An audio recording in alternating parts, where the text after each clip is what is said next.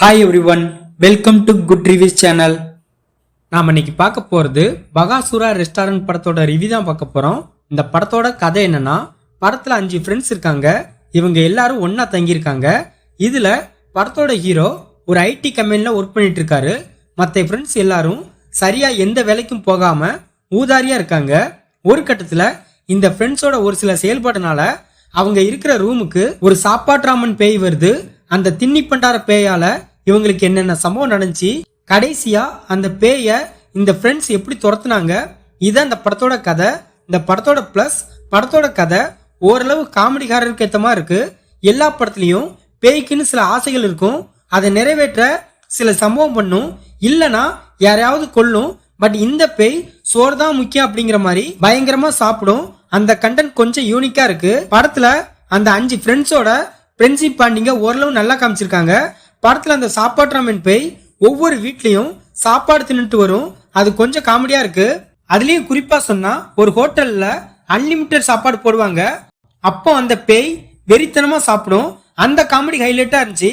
படத்தோட ஹீரோ ஒரு நீட்டான பெர்ஃபார்மன்ஸ் வெளிப்படுத்திருக்காரு.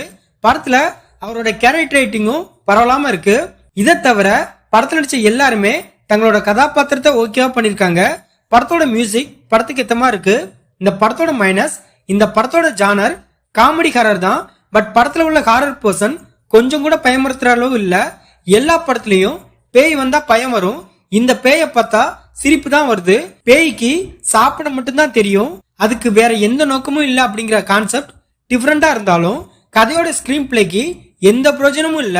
படத்தோட ஸ்கிரீன் பிளே மோசமா இருக்குன்னு தான் சொல்லணும். படத்துல தேவையில்லாம நிறைய சீனை எடுத்து வச்சிருக்காங்க.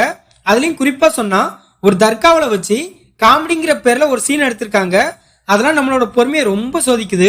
படம் ஒரு கட்டத்துக்கு மேல எப்படா முடியும்னு தோண வைக்குது. அதுக்கு காரணம் படத்தோட டியூரேஷன் தான், ரொம்ப லென்த்தா இருக்கு. இந்த படத்தை சிவா டைரக்ட் பண்ணிருக்காரு.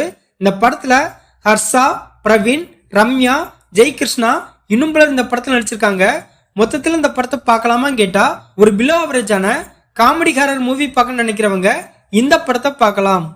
இந்த வீடியோ பிடிச்சிருந்தா லைக் பண்ணுங்க, ஷேர் பண்ணுங்க, சப்ஸ்கிரைப் பண்ணி சப்போர்ட் பண்ணுங்க. Thanks for all.